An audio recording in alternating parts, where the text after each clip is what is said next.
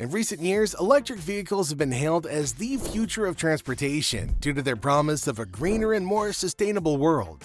Despite the obvious advantages of what they bring, the truth is much bleaker because in the US alone, the share of EVs decreased from 8.1% in the fourth quarter of 2023 to just under 7% in the first quarter of 2024. Similar trends have been observed in Europe, too, where dealers are struggling to get rid of certain EVs due to consumers becoming more aware of what they want from their electric vehicles. For your convenience, we've compiled data from CarEdge to see which makers and what models are stuck rotting in dealerships across the US. Disclaimer, some of these names will definitely shock you, but before we get there, do remember to subscribe to the channel for more content like this. The first thing you notice about the all-new Hyundai Kona SUV is there's a lot more to notice. It's more beautiful, more comfortable. At number 10, we've got the Hyundai Kona Electric, which experienced a decrease of 747 units in the third quarter of 2024. That's down from 1,643 units in the previous quarter. Now, this could be down for a number of reasons, like consumer preferences, with individuals wanting larger vehicles or ones with more advanced tech. At the same time, though, the EV market has become extremely competitive. There are so many vehicles to choose from, and new models tend to offer a lot more features and longer ranges, which contributed to the Kona Electric's extended time on dealership lots. Also, let's not forget Kona isn't eligible for federal tax credits on purchases, only on leases. Now, this is a massive limitation as it makes the EV a lot less financially attractive to potential buyers compared to other EVs that can easily qualify for such incentives.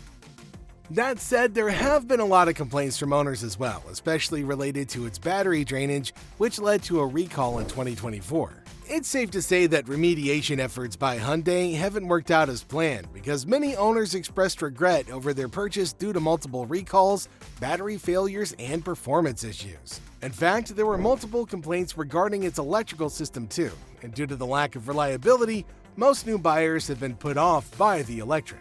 Unfortunately, we see that trend continuing as there are a number of better options available at that price point.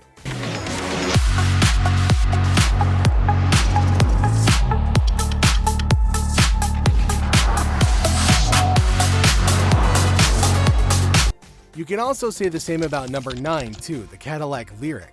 You'll see a common trend on this list that most luxury EVs don't tend to fare greatly in the market.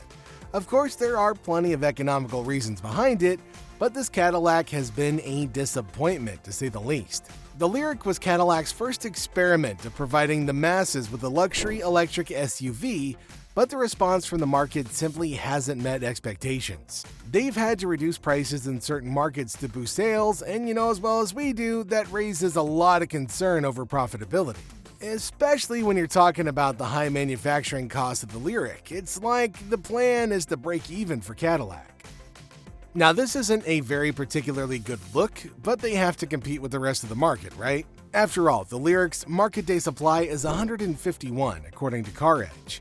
Market day supply, or MDS, represents the number of days it takes to sell current vehicle inventory at the existing sales rate. So it doesn't take a genius to figure out that Cadillac has been caught lacking.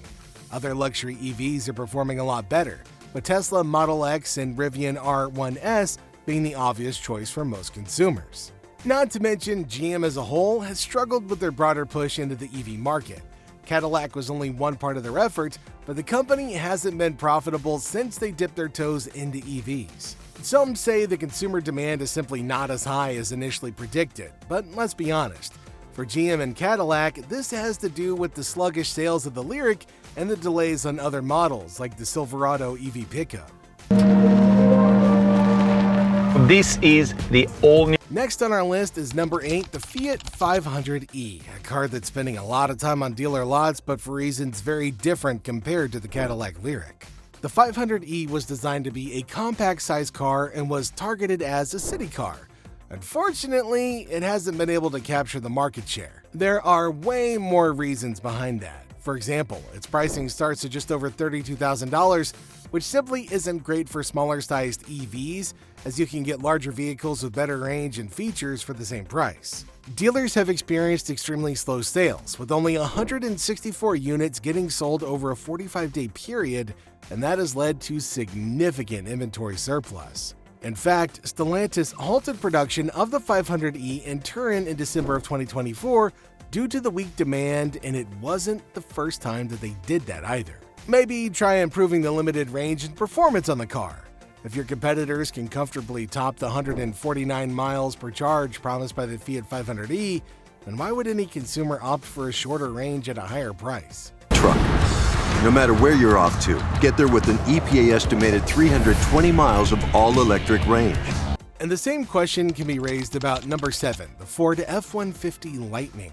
Consumers are paying an average price of $79,000 for the F-150, but the average sample size is pretty tiny because it comes at a whopping 182 days of market day supply. Now that's pretty alarming for anybody working at Ford, because the F-150 Lightning was supposed to perform a lot better than this. Well, it clearly didn't, because Ford confirmed that they were halting production of the unit until the beginning of 2025. Now, for what it's worth, this isn't exactly news for anybody working at Ford, because since the start of 2024, they've been losing money on every single model that they've put out. It's hardly a surprise to scale back on production, right? To make matters worse, the F-150 Lightning has completely changed the future plans for Ford's long-term vision, as they've decided not to develop an all-electric 3-row SUV. Now, this is kind of a shame, but you can't really ask consumers to go all in on this, especially given the modest range of 320 miles per charge and the infrastructure concerns regarding its charging stations. There's been a lot of questions over their inadequacy, especially in rural areas, and this anxiety and hesitation has cost Ford big time. Of course, it doesn't exactly paint a pretty picture when rival automakers are giving people exactly what they want. You can't compete with the Tesla Cybertruck or the Rivian R1T, and that's why Ford needs to go back to the drawing board and think about their next steps very carefully. Is sufficient for most EV shoppers. It's also quiet and has some useful technology features that can make driving in heavy traffic easier and less tiring. Most car lovers would give the same advice to Nissan, because coming in at number 6, it's the Nissan Leaf, which has now rapidly declined as an option.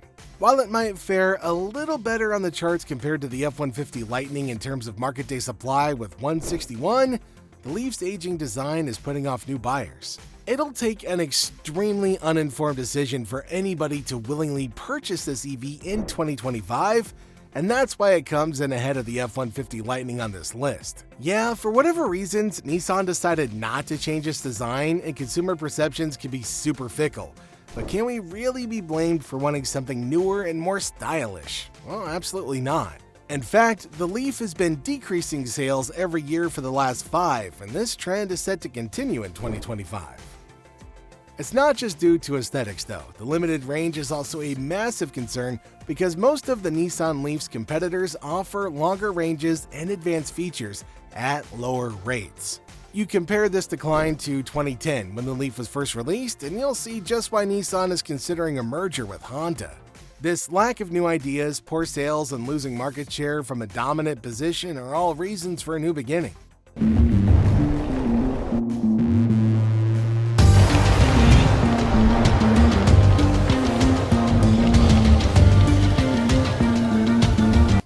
And talking about relatively boring designs, number 5, the Genesis GV60 hasn't won any points in terms of aesthetics as far as the masses are concerned. We didn't see a whole lot wrong with the GV60, but as per the latest data, it has over 1,700 units for sale, marking a market day supply at just 200. The obvious reason could be the higher pricing, combined with the lack of brand recognition on Genesis's part. It is their first rodeo into the EV market, so this was probably to be expected, but they shot themselves in the foot by pricing it just under $60,000. Without the established recognition of their competitors, consumers simply aren't willing to splash that kind of cash. Their concerns aren't baseless, because Genesis has been a victim of the global supply chain disruptions. It doesn't help that there are delays in delivery schedules and production, but ultimately, this means more and more dealers have grown frustrated with the amount of time it's taking them to sell the GV60. Other luxury EVs have gotten away with it, especially due to the credit in the bank due to their previous models, and that means that Genesis has failed to capture a significant market share with the GV60. They also lack certain advanced safety features like adaptive cruise control and lane keeping assist. Similarly, the interior design isn't ideal, with owners complaining the GV60 doesn't provide the level of comfort and room which is expected from a car at that price point. My car is the absolute ideal car. My name is... I mean, think about it. Does Genesis really stand a chance if BMW's i3, our number 4 on this list, is struggling to sell their units? It's not only the lesser-known brands struggling to stay afloat in the EV market, because all of our entries from this point onwards include big-name companies. So kicking it off with BMW, their i3 came equipped with eco-friendly features, but they ended up being a double-edged sword. You see, their target audience has been a little too niche. It was positioned as the ideal go green car with its carbon fiber body panels and the usage of recycled materials in its production. Unfortunately for BMW, many consumers didn't see it as a practical option for daily driving due to the considerably higher price point. You combine that with its poor range, one that could be beaten even by a Nissan Leaf and Chevy's Bolt EV, and this decline in sales shouldn't really be a surprise. Well, that can still be overlooked, but have you ever charged one of these i3s? You'll be shocked because it takes a lot of time to juice it up, and that's just one inconvenience after another. It's been discontinued, but it remains a nightmare for some dealers who remain stuck with it.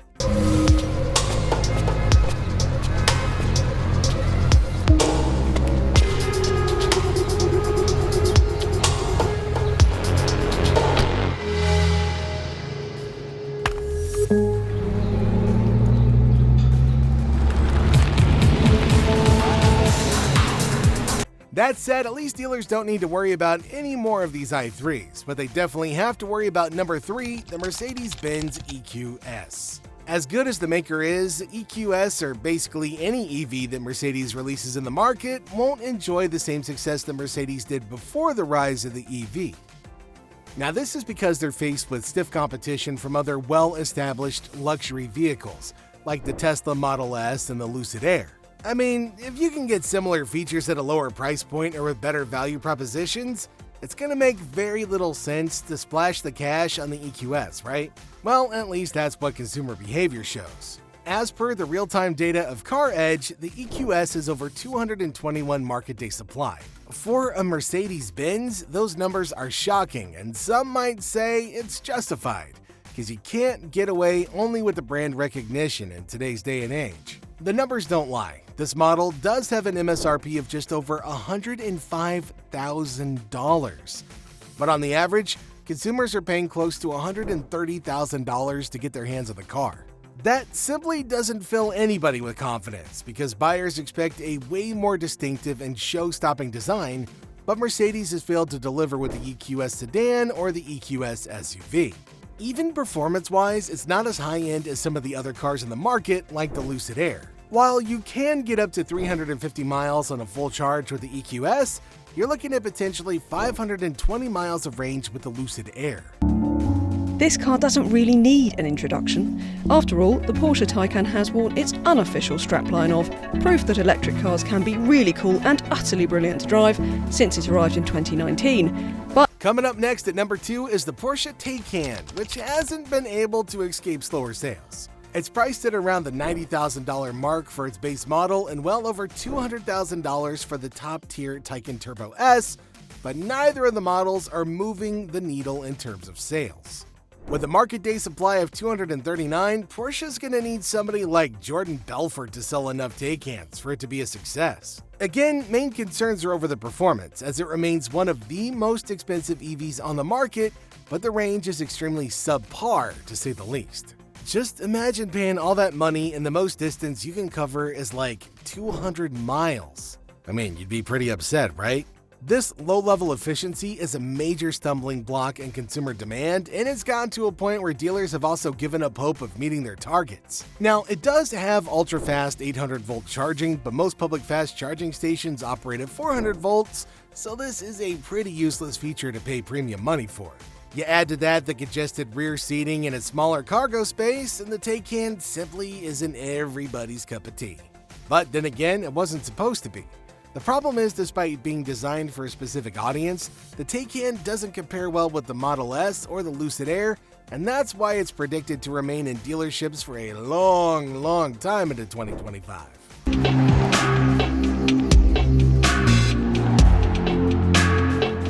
Jaguar is going to release a few new EVs in 2025, proper fancy ones at that, but the only car expected to top the Taycan is our #1 pick, the Jaguar I-Pace, and it is so far ahead of everybody else in terms of market day supply, you almost feel bad for the makers. 647 days. That's right, it takes nearly 3 times as many days to sell the I-Pace than it does to sell the other top 3 slow-selling EVs. Once again, the consumer isn't to blame, it's Jaguar, because the I-Pace was released way back in 2018, and somehow it hasn't been updated as much as its competitors. Tesla, BMW, Mercedes-Benz all have introduced newer cutting-edge tech for their EVs, but the I-Pace has only received minimal upgrades. The range is disappointing, coming in with under 250 miles on a good day, which is at least 100 miles behind the average range you could get from the Tesla Model Y long range or the Rivian R1S. It also takes an age to charge up, maxing out at 100 kilowatts DC fast charging,